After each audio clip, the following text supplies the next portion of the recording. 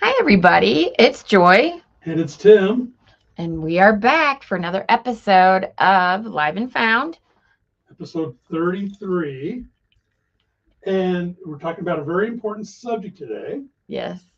And why doesn't AI visibility and the changes that we just have discovered with AI visibility, why isn't it affecting every business equally? And it's a very important question as we get further and further into, and we're going to discuss more and more in the upcoming weeks why things aren't working instead of why things are working. And this is probably the best first place to start.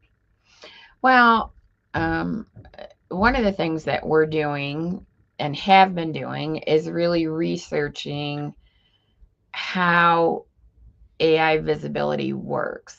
And you hear these acronyms thrown around: SEO, AEO, GEO, but it's really more comprehensive than that. And when you're talking about AI visibility, it has to be a comprehensive picture of what your business is doing so AI can ultimately recommend your business. Right. It's about AI's matured. Yes. So and it's still maturing. It's not where it's going to be. And the important thing is it's stopped guessing and now it looks for alignment. And when we talk about alignment, that's everything that we've talked about for the last few weeks, making sure your web, your FAQs, your your content all aligns with your voice and what you're trying to say. And, we've talked about over the last 32 videos about how you show up. And it's evolved. I mean, when Tim says AI has gotten smarter, it has gotten smarter. It used to be a game of volume. Now it's a game of comprehensive, confident signals that AI recognizes so you can be recommended.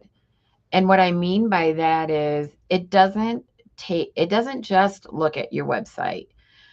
It doesn't just look at your social media. It doesn't just look at your blogs or your FAQs. It's building a picture of who you say you are, what you say you do, um, to build authority and trust It's confidence.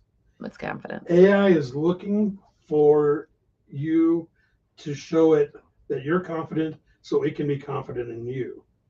So now we're at the point where we can ask the question, what happens when something tries to change that confidence? Once AI decides that you're trusted and you're going to be the one that everything else is going to be compared to, what changes that or what can change that confidence? Wow, that's hard to do. I mean, we've talked about for a long time. It is a first mover benefit. Like those businesses during 2026 that take advantage of knowing what AI is looking for and making that connection. Trying to break that connection is extremely hard and extremely expensive and a lot of work. It's a lot of work to make the connection with AI, but try to change that connection or that trust bond is a lot of work. Yeah, AI is not going to reset when something new appears. It's going to um, keep that connection, like Joy says, or keep that confidence, and it's going to compare that change to what it already believes is right, and already feels confident in showing that answer.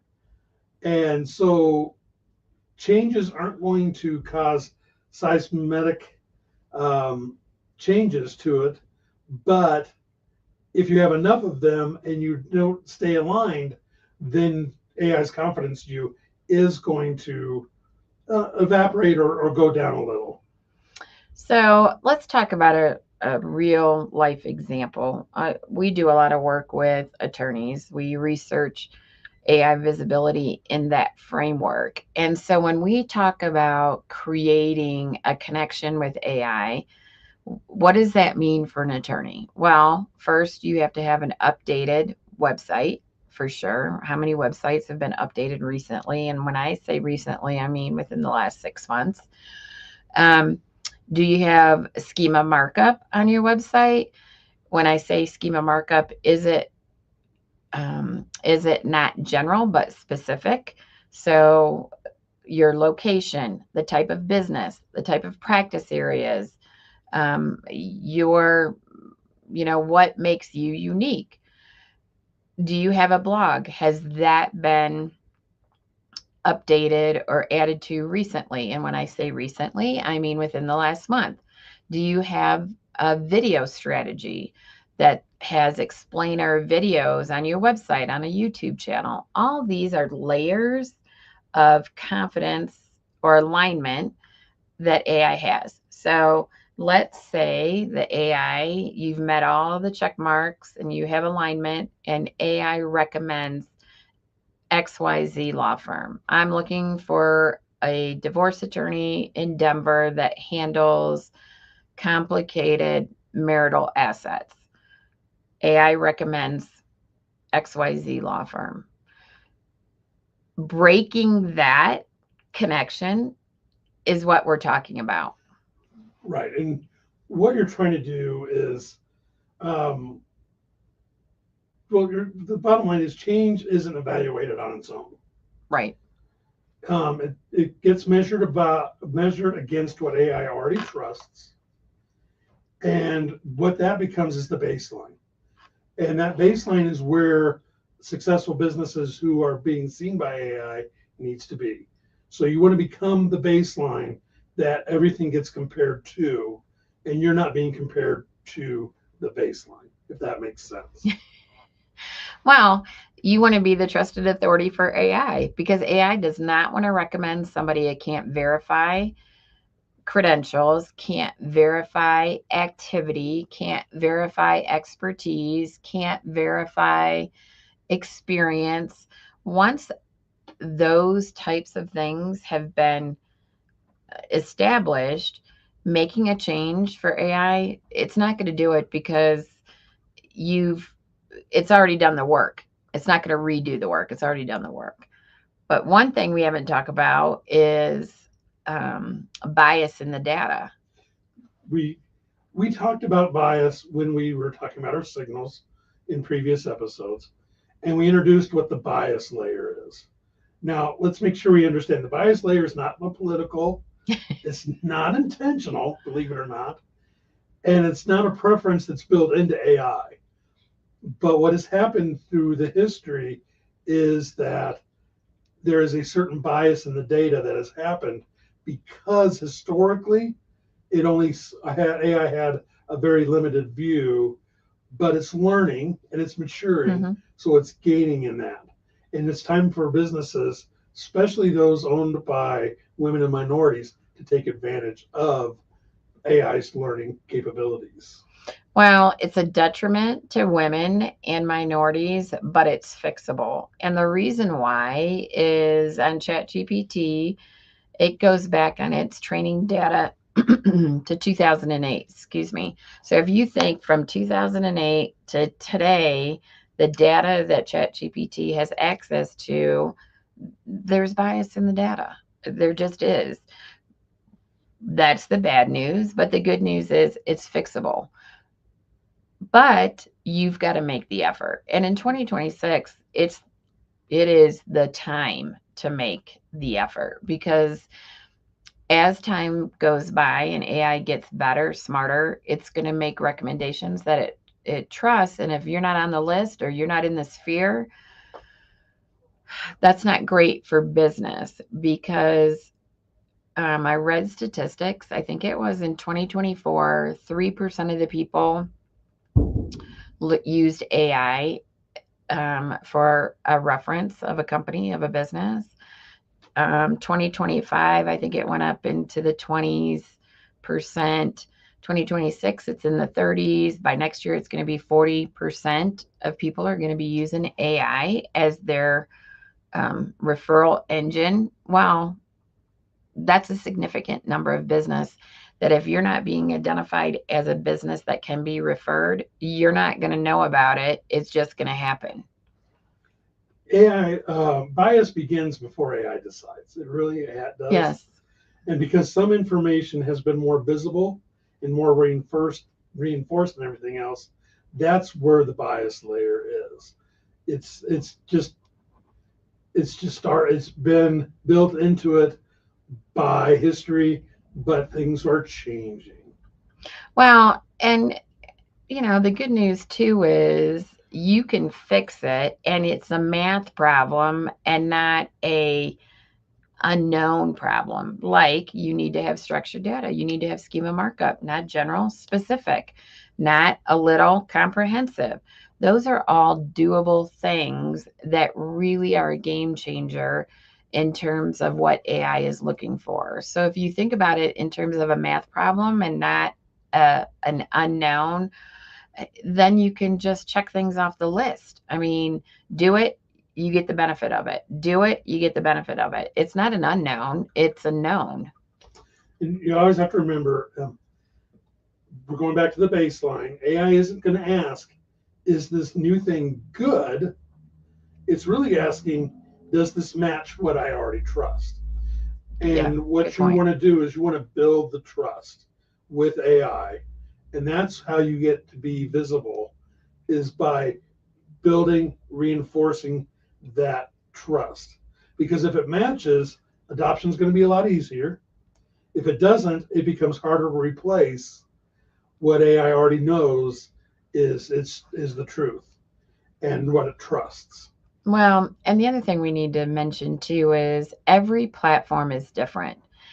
Every platform makes decisions on different data. And what we mean by that is for Gemini, they're in the Google ecosystem. So they look at YouTube, they look at Google My Business, they look at reviews. Those are the backbone of what Gemini is looking for. Gemini AI. Chat GPT has training data that they buy. They don't have access to Google. They go back farther. Um, yes, they look at YouTube, but not as a high a percentage as Gemini does. And Perplexity is live. They're the most challenging platform to be recommended on because they look at a today picture and you need citations. They want to cite a source. So if you don't have a source that can be cited, the chances of you being recommended on Perplexity goes down dramatically. AI is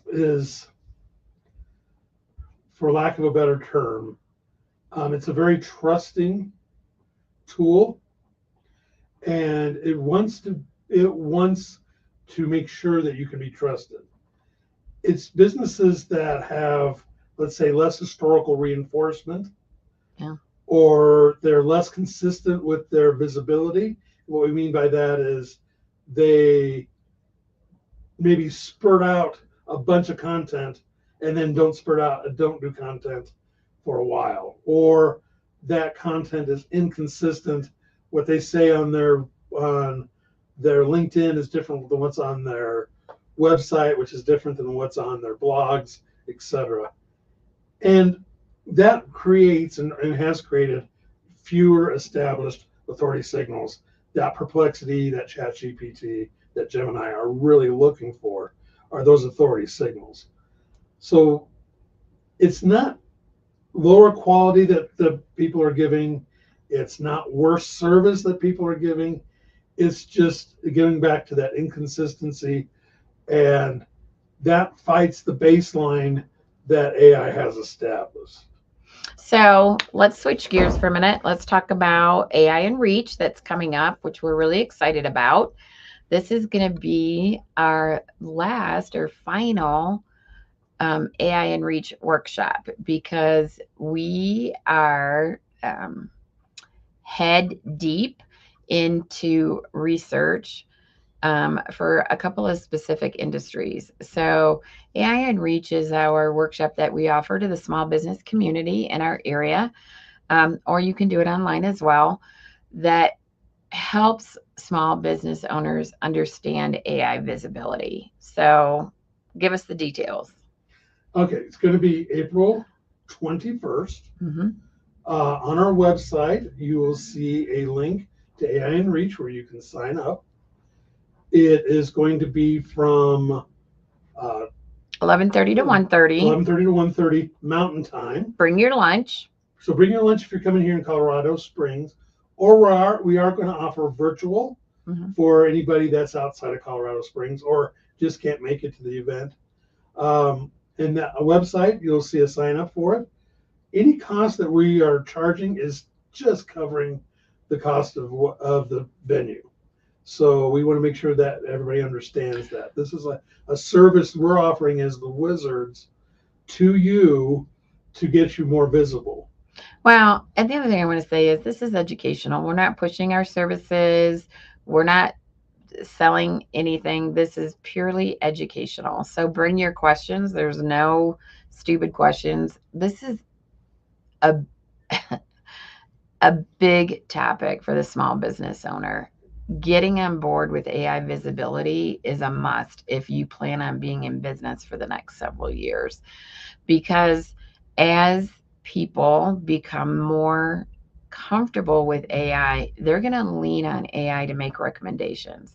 And that's why we offer this workshop, is to show how it works, to give you an action plan or a roadmap of your next steps. So please check it out, register. It's around the corner.